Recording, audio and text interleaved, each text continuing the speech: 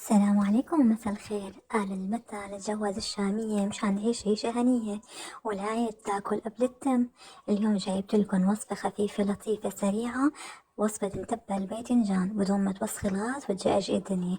الله يذكرها بالخير بنت حماي عطتني هالطريقة الحلوة، قالت لي جيبي حبة الباذنجان بخشيها بهالسكينة بخشين صغار ولفيها بالقستيرة وحطيها على الغاز على نار هادية، وهيك بتستوي حبة الباذنجان بدون ما تهكلي هم كيف بدك تنطفي الغاز بعد ما تخلصي.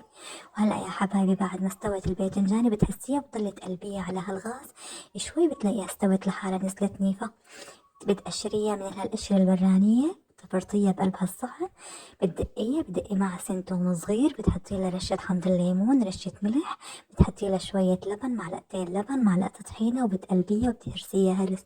بس اوعك تحطيها على المكنة لأن المكنة بتطلعه نيفة مثل المسبحة، ما بصير طيب المتبل هيك، لازم تحسيه خشن شوي مو ناعم ممروت مرت على الآخر. وبعدين بتسويه على كيفك. طبعا أنا اليوم اخترت إني أحط زيت الزيتون بما إنه موسم زيت الزيتون، وحطيت شرحات ليمون جنبه وحطيت على وشه بقدونس. وكل واحد بحب له طريقته، كل واحد بحب يزين شكل. في ناس بتحب تحط حبة البركة، في ناس بتحب تحط رمان، في ناس بتحب تحط نعناع، كل واحد وطريقته. بنتمنى انه يعجبكم الطبق تبعي. اذا عجبتكم بتمنى انكم تشتركوا بقناتي وتحطوا لي لايك. وريتوا الف صحتين وهنا والله